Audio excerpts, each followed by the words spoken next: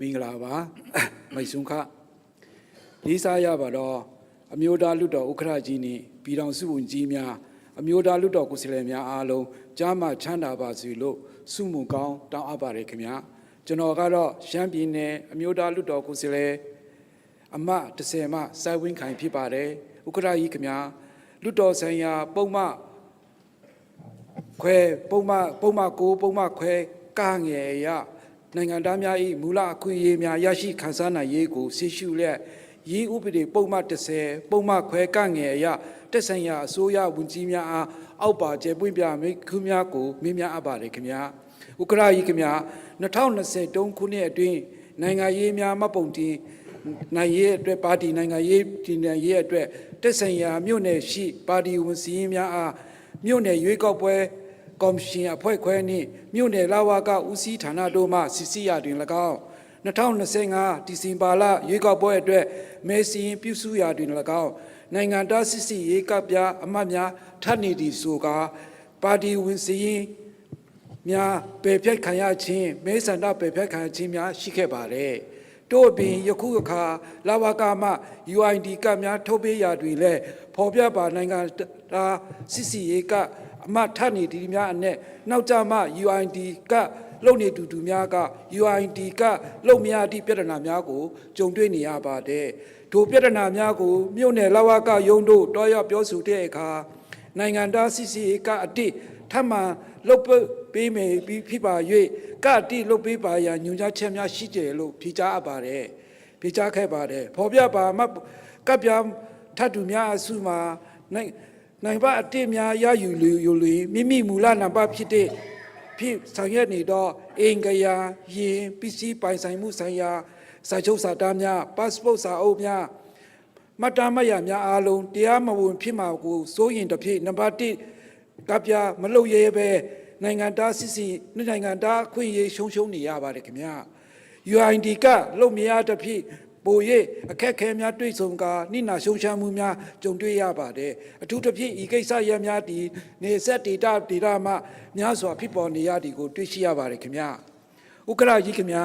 တို့ဖြစ်ပါ၍အောက်ပါမေးခွန်းများကိုပြည်သူလူထုရဲ့ကိုစားမြင်းများအပ်ပါတယ်ဥက္ကဋ္ဌကြီးခင်ဗျာတိနိုင်ငံသားစစ်စီရေးကပြအမများမိအပေကြောင့်ထပ်တိကိစ္စပေါ်ပေါက်နေရပါတနည်းနိထိုကဲ့သို့ထပ်နေရတဲ့ကပြများအမဥစွာရရှိသူအားမိကဲ့သို့စီစီ၍၎င်း၏နိုင်ငံသားအခွင့်အရေးမရှုံးရှမ်းရအောင်ကာကွယ်ဆောင်ရွက်ပေးမည်နီတုံးမတမာမှုမွေများကြောင့်နိုင်ငံသားစစ်စီရေးကပ္ပအများထပ်နေသည်ကိုတွေ့ရှိပါကမိကဲ့သို့အရေးယူဆောင်ရွက်ပေးမည်နီအားလုံးကိုကျေးဇူးတင်ပါတယ်ခင်ဗျာလူမှုကြီးကြပ်ရေးနှင့်ပြည်သူ့အင်အားဝန်ကြီးဌာနပြည်ထောင်စုဝန်ကြီးကဖြေကြားပေးဖို့ဖြစ်ပါတယ်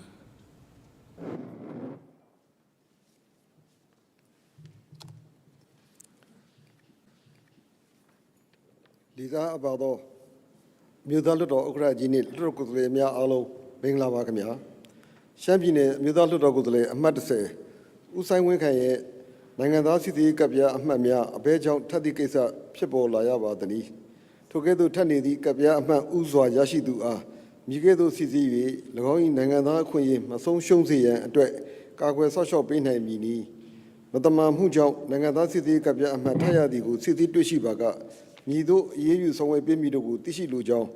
ကျေဝင်းပြမေးခွန်းနဲ့ပတ်သက်ပြီးကျွန်တော်လူဝင်မှုကြီးကြပ်ရေးနဲ့ပြည်သူ့အင်အားဝန်ကြီးဌာနပြည်သူ့ဝန်ကြီးဦးမြင့်ကြိုင်က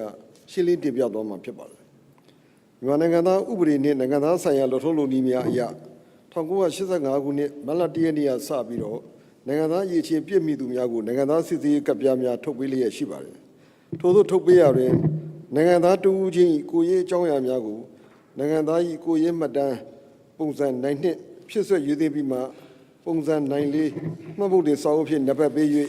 နိုင်ငံသားစစ်သေးကပ်ပြားထုတ်ပေးခြင်းဖြစ်ပါတယ်။ဒါကြောင့်လူတဦးလျင်နိုင်ငံသားနံပါတ်တစ်ခုသာရှိရမှာဖြစ်ပါတယ်။နိုင်ငံသားစစ်သေးကပ်ပြားထုတ်ပေးဆောင်ရတွင်ရုံးလုပ်ငန်းဆောင်ရွက်မှုအနေဖြင့် paper စနစ် manual စနစ်ဖြင့်ဆောင်ရွက်ရပါတယ်။နိုင်ငံသားလုပ်ငန်းစတင်ဆောင်ရွက်ချိန်တွင်ထိုချိန်ကာလကအသက်12နှစ်အထက်ရှိသူများသည်အမျိုးသားမှတ်ဖို့တွေကပ်ပြားကဲဆောင်ထားသူများဖြစ်ကြပါတယ်1990ပြည့်နှစ်ပါတီစုံဒီမိုကရေစီအထွေထွေရွေးကောက်ပွဲတွင်ဆန္ဒမဲပေးဝဲခွင့်ရှိသူအလုံးမ နိုင်ငံသားစစ်သေးကပ်ပြကဲဆော်မဲပေးရမည်ဖြစ်၍1989ခုနှစ်တွင်နိုင်ငံတော်ဝန်လုံး၌အထူးစီမံချက်ဖြင့်အသက်16နှစ်ပြည့်သူများအားနိုင်ငံသားစစ်သေးကပ်ပြထုတ်ပေးရေးလုပ်ငန်းဆောင်ရွက်ခဲ့ရပါတယ်။သို့ဖြစ်၍တတ်မှတ်ကာလအတွင်းမှာအပြည့်ဆောင်နိုင်ရန်အတွက်မိမိဝန်ထမ်းအင်အားလုံလောက်မှုမရှိသဖြင့်နေသားလာရှင်လုံအားပေးများစွာဖြင့်ဆောင်ရွက်ခဲ့ရခြင်းရွေးကောက်ပွဲအမိနိုင်ငံသားစစ်သေးကပ်ပြထုတ်ပေးနိုင်ရေးကိုသာဥတည်ခဲ့ရသဖြင့်ပေပါစနစ်နှင့်ဆောင်ရွက်ခြင်းကြောင့်မှားယွင်းမှုအချို့ရှိခဲ့ပါတယ်။2022ခုနှစ်တွင် electronic မှတ်ပုံတင်စနစ်ဦးစီးဌာန၏စစ်စစ်ကိုကဲမှုဖြင့်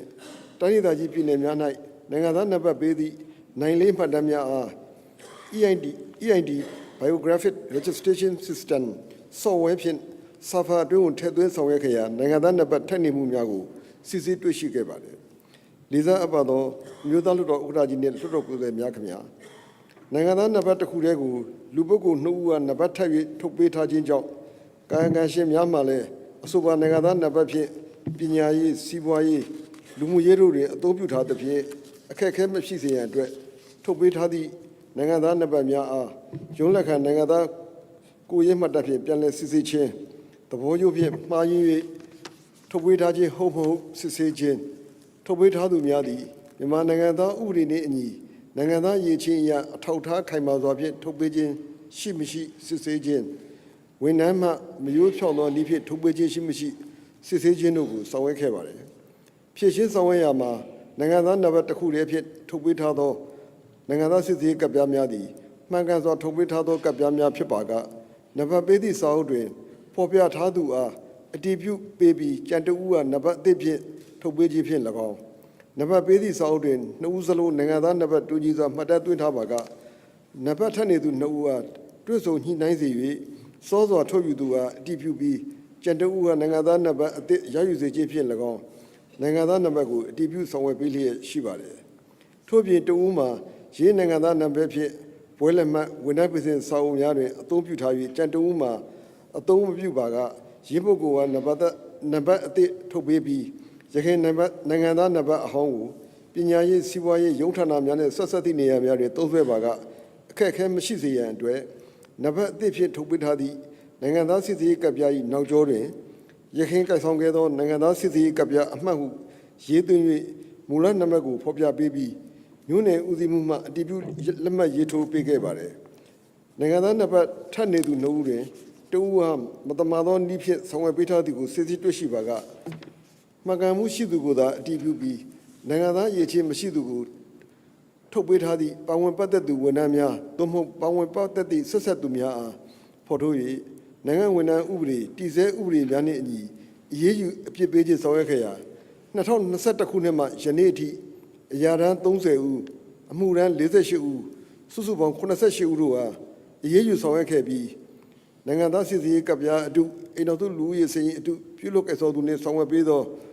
ပွဲစားစုစုပေါင်း101ဦးရှိပြီး32ဦးအားပြစ်ဒဏ်ချမှတ်၍69ဦးအား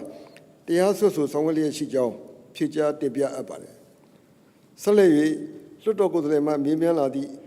ရှမ်းနှင့်တိုင်းရင်းသားများဒီမိုကရက်တစ်ပါတီကြားပြူပါတီမှ2023စက်တင်ဘာလပါတီဝင်အင်အားစစ်ဆေးမှုအရနိုင်ငံသားစစ်ဆေးကပ်ပြားအမှတ်တူထပ်နေသည့်ပါတီဝင်32ဦးနှင့်ပတ်သက်၍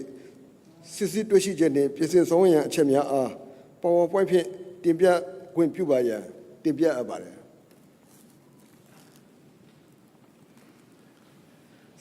စစ်ဆေးတွေ့ရှိချက်အရာ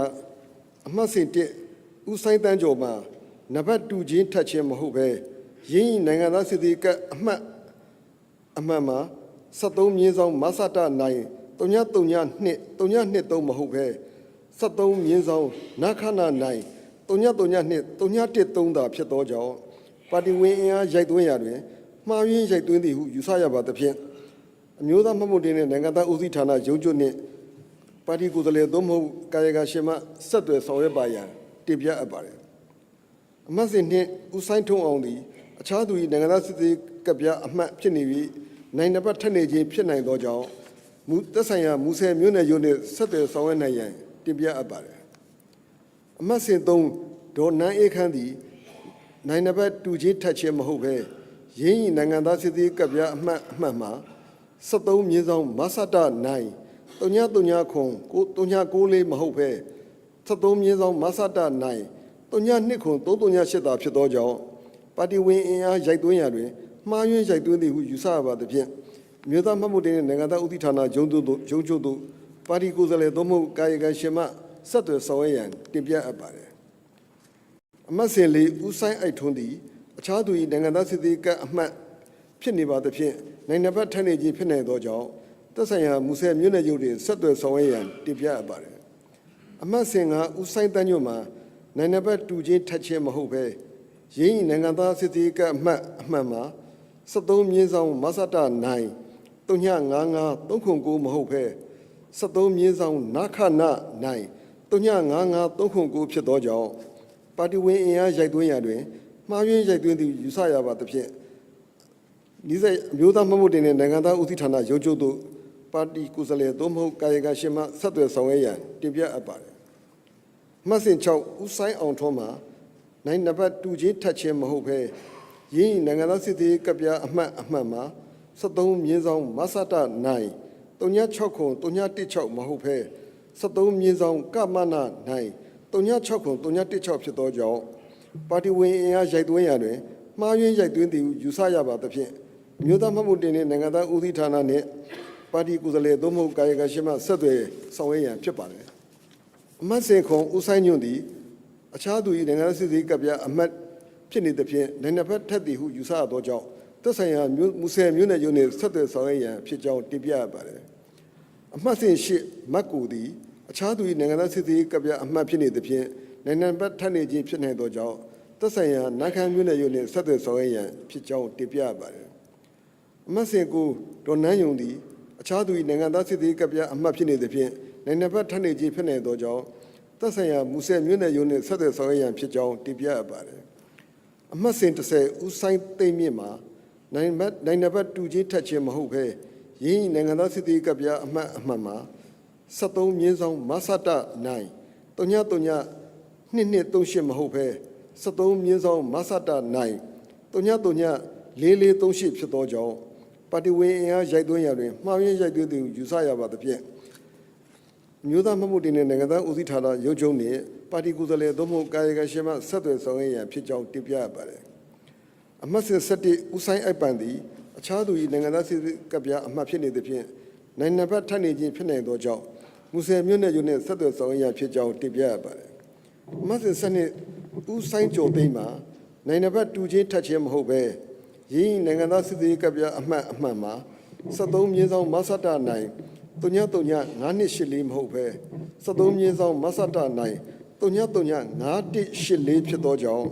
ပါတီဝင်အင်အားရိုက်သွင်းရာတွင်မှားယွင်းရိုက်သွင်းသည်ယူဆရပါသဖြင့်5184ဖြစ်သောကြောင့်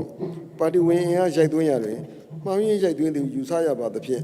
အမျိုးသားမှတ်မှုတင်တဲ့နိုင်ငံသားဦးစီးဌာနသို့ပါတီကိုယ်စားလှယ်သို့မဟုတ်ကာယကံရှင်မှဆက်သွယ်ဆောင်ရွက်ရန်ဖြစ်ကြောင်းတင်ပြအပ်ပါသည်အမှတ်စဉ်73ဒေါ်နန်းဆွေနိုင်ငံသားနံပါတ်73မြင်းဆောင်မဆတနိုင်335435သည်သက်ဆိုင်ရာမြို့နယ်လောက်ကအယုံကိုဆက်သွယ်ပြင်ဆင်ပြီးဖြစ်တဲ့အတွက်ရွေးကောက်ပွဲမတိုင်ခင်မှာပြင်ဆင်ပြီးဖြစ်ကြောင်းစစ်စစ်တင်ပြအပ်ပါတယ်အမှတ်စဉ်14ဒေါ်နန်းအောင်ခင်မှာနိုင်ငံဘက်တူချင်းထက်ချင်းမဟုတ်ဘဲရင်းနိုင်ငံသားစစ်သည်ကအမှတ်မှာ73မြင်းဆောင်မဆတနိုင်312663မဟုတ်ဘဲ73မြင်းဆောင်မဆတနိုင်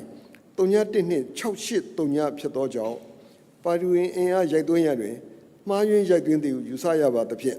အမျိုးသားမှတ်မှုတင်တဲ့နိုင်ငံသားဦးစီးဌာနရုံးချုပ်သို့ပါတီကိုယ်စားလှယ်သို့မဟုတ်ကာယကံရှင်မှဆက်သွယ်ဆောင်ရွက်ရန်တင်ပြအပ်ပါသည်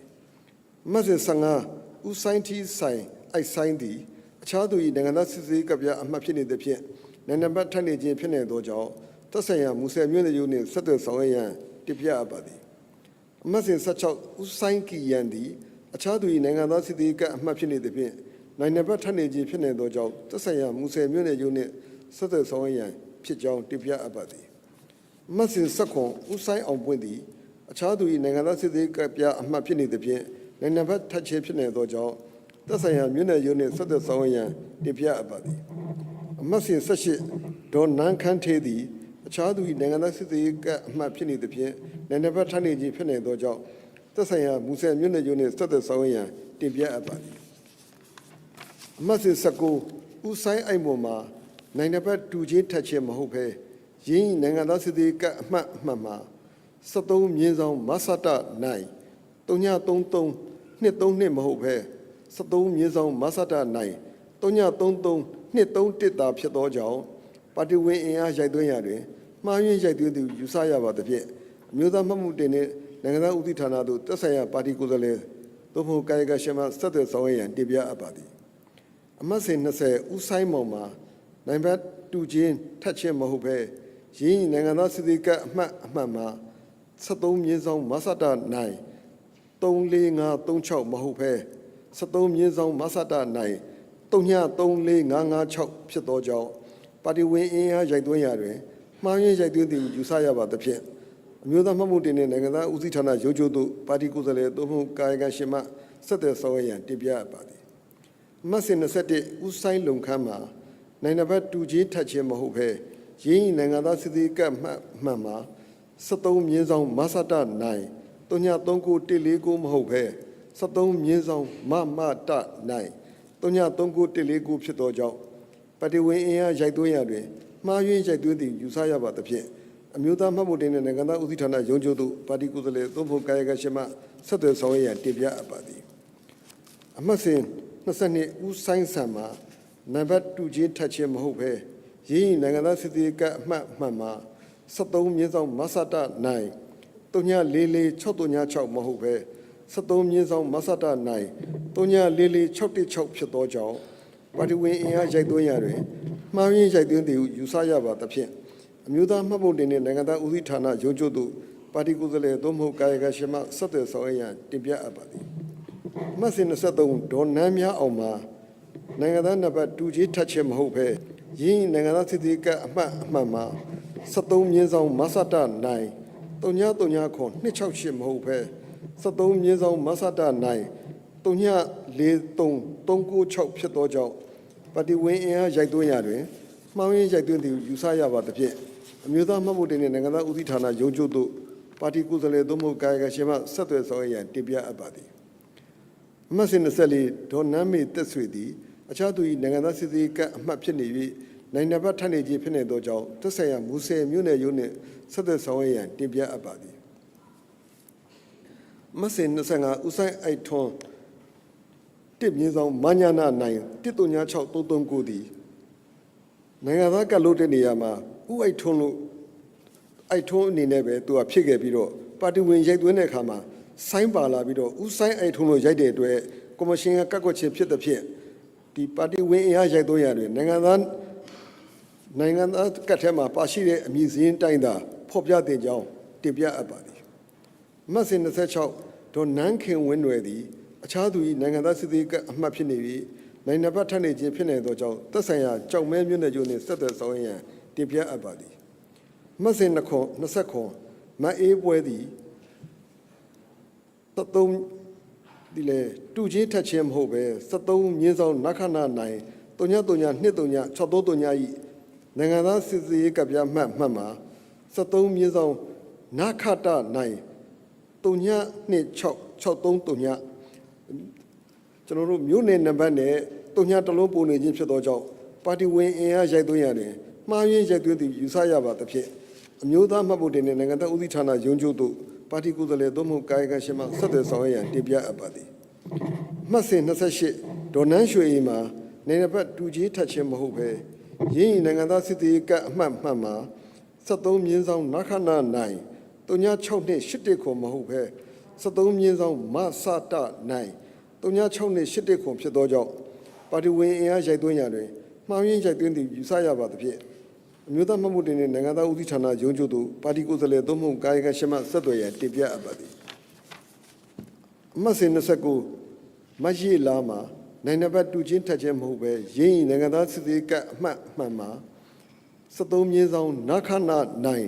31293မဟုတ်ပဲ73မြင်းဆောင်မဆတနိုင်39232ဖြစ်သောကြောင့်ပါတီဝင်အင်အားရိုက်သွင်းရတွင်မှားယွင်းရိုက်သွင်းသူယူဆရပါသဖြင့်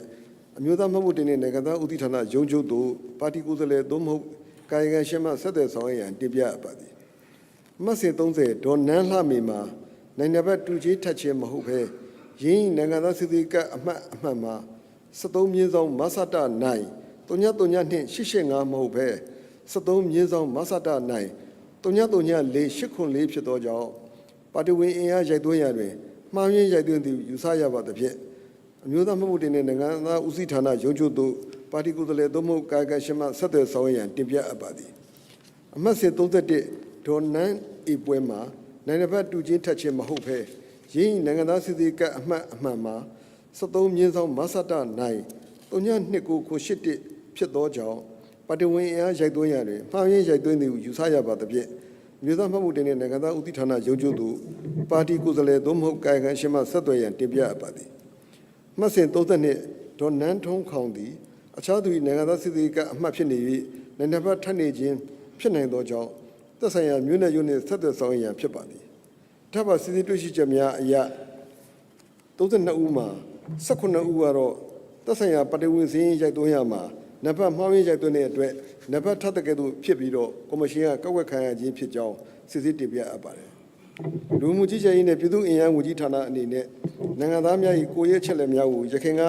စာရွက်အခြေပြု paper base စနစ်ဖြင့်မှတ်တမ်းထင်ခဲ့ရသဖြင့်1990ပြည့်နှစ်တွင်ပါတီစုံဒီမိုကရေစီအထွေထွေရွေးကောက်ပွဲအတွက်မြို့သားမှတ်ပုတ်တင်တက်သေးကံကပ်ပြားမှနိုင်ငံသားစစ်သေးကပ်ပြားသို့ကာလာတူတွင်အထူးစီမံချက်ဖြင့်နေသားလာရှင်းလိုအပ်ပေးများခေါ်ယူသုံးခဲ့ရသဖြင့်နိုင်ငံသားနံပါတ်ထပ်နေသူအနည်းငယ်ရှိနိုင်ပါသည်အဆိုပါဖြစ်ဆက်များနှင့်ပတ်သက်၍လည်းဖြည့်ရှင်းဆောင်ရွက်ရမည့်လုပ်ငန်းစဉ်အသေးစိတ်အားသက်ဆိုင်ရာမြို့နယ်ရုံးများသို့ညွှန်ကြားထားရှိပြီးဆိုရှယ်မီဒီယာများမှတစ်ဆင့်ပြည်သူလူထုကြေကြေပြတ်ပြတ်သိရှိအောင်ဆောင်ရွက်ပေးလျက်ရှိသဖြင့်လွှတ်တော်ကိုယ်စားလှယ်ကြီးများ၏စီအိုရေးနယ်မြေများတွင်နိုင်ငံသားနံပါတ်ထပ်သူများတွေ့ရှိပါကအိမ်တော်သူစည်းနေရလေးစာတွင်ပါဝင်သောသက်ဆိုင်ရာလောကမြို့နယ်ရုံးသို့ဆေလွတ်ဆောင်ရွက်ရေးလမ်းညွှန်ပေးနေပါရန်ဖြည့်ချတင်ပြအပ်ပါသည်အားလုံးကျေးဇူးတင်ပါတယ်ခင်ဗျာဦးဆိုင်ဝင်းခိုင်ဆက်ဆက်မေးခွန်းရှိပါကမေးနိုင်ပါတယ်ဥက္ကရာကြီးခင်ဗျာစိစ